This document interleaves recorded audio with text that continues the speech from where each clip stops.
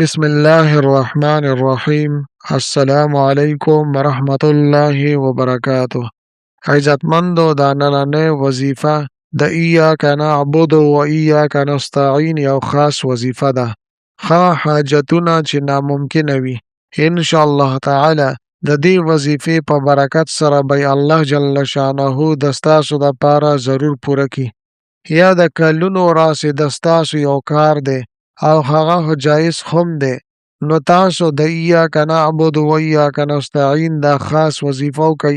ان شاء الله تعالی دغه کار به مو ضرور پوره کیږي. یا یو مشکل او پریشانی ده، تاسو هغې راګیر کړي یئ، زندگی درته لنډه او تنګه کړې ده. دغه مشکل، دغه تکلیف او دغه غم درد دا به مو الله جل شانه ختم کی. زما عزتمندو دا ډیره با برکته، طاقتوره او عظیم الشانه وظیفه ده. په خپله زندګۍ کې صرف یو پیره دا وظیفه تاسو ازمو کوئ. زما عزتمندو دا وظیفه صرف د یوې ورځې وظیفه ده. ان شاء الله تعالی چې کله تاسو دا وظیفه وکئ او بیا د دې نه پس د الله جل شانه نه دعاګانې وغواړئ، نو کریم رب به د ستاسو زندگی او د ستاسو ژوند بدل کړي. زما عزتمندو دا نننۍ وظیفه د ایاک نعبد و ایاک نستعین صرف د یوې ورځې وظیفه ده چې په کوم قسم له پریشانۍ کې تاسو مبتلا یئ، الله جل شانه به مو دغه پریشانی او دغه تکلیف ختم کړي. بس کامل یقین سره، پوره توکل سره تاسو دا وظیفه وکئ. زما عزتمندو ډیر اوریدونکي دا خبره کوي چې مفتی صاحب مونږه ډیرې زیاتې وظیفې وکړې. نو زما عزتمندو زه تاسو ته دا خبره کومه چې دا یوه وظیفه تاسو وکئ، خو په کامل یقین سره تاسو دا وظیفه وکئ، پوره توجه او دیان سره تاسو دا وظیفه وکئ. ان شاء الله تعالی الله جل شانه به د ستاسو دغه تمام مسایل حل کړي. خو زما عزتمندو دا خبره تاسو یاد ساتئ چې وظیفې سره سره 15 واړه وخته مونځونه د دې پابندي هم لازمي کول پکار دي. زما عزتمندو که چېرې تاسو وظیفې کوئ خو تاسو مونځونه نه کوئ، 15 واړه وخته مونځونه نارینه جمع سره نه کوي او زنانه پابندۍ سره نه کوي، نو بیا زما عزتمندو تاسو هسې په وظیفې باندې ځان مستړی کوئ.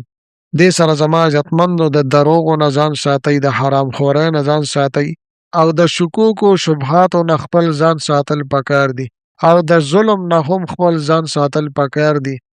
د الله جل شانه مخلوق سره د رحم او کرم معامله کوئ، چاله هم تکلیف مه ورکوئ. زما عزتمندو دا کومه وظیفه چې زه نن تاسو ته بیانوم دا په هر وخت کې او په هر ورځ باندې تاسو کولی شئ. بعد چې څه ټایم د ستاسو حاجت راپېښ شو، تاسو ته مسله مخې ته راغله، نو دا وظیفه تاسو هم په هغه ټایم کې کولی شئ. زما عزتمندو د الله جل شانه ذات هغه ذات دی چې هغه ته خوب نه راځي. الله جل شانه ذات داسې ذات دی چې هغه د مخلوق نه ذره برابر هم نه غافله کیږي. الله جل شانه د ستاسو د هر مشکل نه خبردار دی. الله جل شانه د ستاسو د تمام مصیبتونو نه خبردار دی او د ستاسو د هر دک درد نه الله جل شانه خبردار دی. نو زما عزتمندو مونږ ته په هر وخت کې د الله جل شانه نه غوښتل پکار دي. مونږ چې د الله جل شانه نه څومره هم غواړو نو مونږ به ستړي شو، لیکن الله جل شانه په ورکړه باندې نه ستړي کیږي. د ستاسو چې څومره حاجتونه دي، د ستاسو څومره ضروریات دي، د ستاسو څومره مقاصد دي، هغه هم الله جل شانه ته معلوم دي. الله جل شانه په هغې باندې خبیر ذات دی.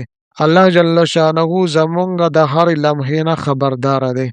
الله جل شانه هر وخت زمونږ فریادونه اوري، زمونږ آه جړا عاجزي اوري. زما عزتمندو چې څه ټایم څه وخت هم مونږ دا وظیفه وکړو، دعاګانې وغواړو، الله جل شانه زمونږ آواز اوري. الله جل شانه زمونږ دعاګانو لره اوریدونکی دی. زما محترمو چې د ستاسو څه قسمه حاجت وي، څه قسمه مشکل وي، څه قسمه دک او درد کې تاسو مبتلا یئ، نو په هر وخت کې تاسو دا عمل کولی شئ. د شپې هم کولی شئ، د ورځې هم کولی شئ. هر ټایم کې الله جل شانه دعاګانې قبلوي. زما عزتمندو دا ډیر بهترین عمل دی، ډیر عظیم الشان د کمالاتو نه ډک عمل دی. خو کله چې مکروه ټیم وي نو هغه ټیم تاسو دا عمل او دا وظیفه نشئ کولی. ځکه زما عزتمندو په دې کې 2 رکعاته نفل کول دي او نفل مکروه ټیم کې نه کېږي. زما عزتمندو دا خبره تاسو یاد ساتئ چې مکروه ټیمونه دا 3 دي. یو کله چې د سحر اذان وکړی شي نو تر اشراقو پورې صرف د سحر مونځ 2 رکعاته سنت او 2 رکعاته فرض کولی شي او نفل په دې کې منع دي. نو زما عزتمندو دې ټایم کې تاسو دا نفل نشئ کولی، دا عمل او وظیفه نشئ کولی. دغرنګې زما عزتمندو د 12 بجو ټایم کې کله چې نور سر د پاسه شي نو دغه هم مکروه ټایم دی. 15-20 منټ ټایم وي په هغې کې هم تاسو دا وظیفه او عمل نشئ کولی. دغرنګې زما عزتمندو کله چې تاسو د مازدیګر مونځ وکړو نو تر ماښام اذانونو پورې تاسو دا عمل او دا وظیفه نشئ کولی. د دې نه علاوه زما عزتمندو که د شپې وي که د ورځې وي په هر حالت کې په هر ټایم کې په هر ځای کې تاسو دا وظیفه کولی شئ. خو زما عزتمندو توجه ورسره ډېره زیاته لازمي ده. بل دا زما عزتمندو کله چې تاسو دا وظیفه دا عمل کوئ نو د یو خاموشۍ والا ځای به وګورئ، یو سکون والا راحت او آرام والا ځای به وګورئ چې تاسو د خاموشۍ په حالت کې دا 2 رکعاته نفل وکئ چې ستاسو مخې له څه رکاوټ نه راځي، ستاسو په عمل کې څه رکاوټ او بندش نه پیدا کېږي. ښه په سکون سره تاسو دا وظیفه او دا عمل وکئ. پوره توجه او دیان سره تاسو دا وظیفه وکئ. د زړه په حاضرۍ سره خشوع زو سره تاسو دا 2 رکعاته نفل وکئ. اوس زما عزتمندو راځم وظیفې طرف ته مکمل ترتیب او طریقه کار زه تاسو ته بیانوم. زما عزتمندو که چېرې زما چینل مو لا تر اوسه پورې سبسکرایب کړي نه وي نو برای مهرباني دا چینل سبسکرایب کړئ. سبسکرایب سره خوا کې د ټلی والا نشان دی دا تاسو کلیک کړئ او سلیکټ آل یې کړئ د دې دپاره چې د هر راتلونکي ویډیو نوټیفیکیشن تاسو ته میلاویږي. زما عزتمندو زما د حوصله افزایي دپاره ویډیو ضرور لایک کړئ او لاندې کمنټ کې تاسو ماشاءالله، سبحان الله، جزاک الله یا د دې په شانتې نور ښکلي الفاظ منشن کوئ ولیکئ دې دپاره چې ما له حوصله افزایي میلاویږي او نور ډېر ښکلي وظایف زه تاسو ته په دې چینل کې راوړم. زما عزتمندو ترتیب او طریقه کار یې دا دی چې د ټولو نه پهله اول به تاسو صحیح طریقې سره 10 چردم وکئ. بیا به 2 رکعاته نفل صلات حاجت نفل نیت په تاسو وتړئ. لومبني رکعت کې قل یا ایها الکافرون ولولئ او دویم رکعت کې قل هو الله احد ولولئ. که چېرې تاسو د قل یا ایها الکافرون صورت مبارکه یاد نه وي نو په دواړو رکعتونو کې تاسو قل هو الله احد صورت مبارکه لوستلی شئ.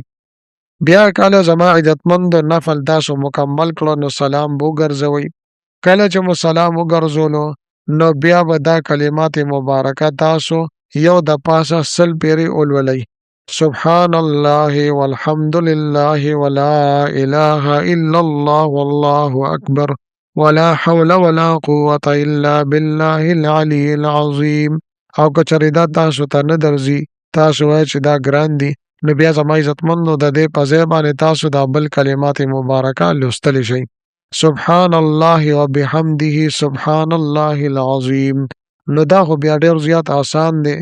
کله چې مو دا ولوسته نو بیا به یو د پاسه 100 پیرې درود شریف ولولئ. چې کوم درود شریف مختصر وي تاسو ته آسان وي هغه به ولولئ. بیا به استغفار یو د پاسه 100 پیرې ولولئ. استغفر الله من کل ذنب واتوب الیه دا به ولولئ. او که چېرې دا نه درځي نو بیا به تش دا ووایئ استغفر الله استغفر الله.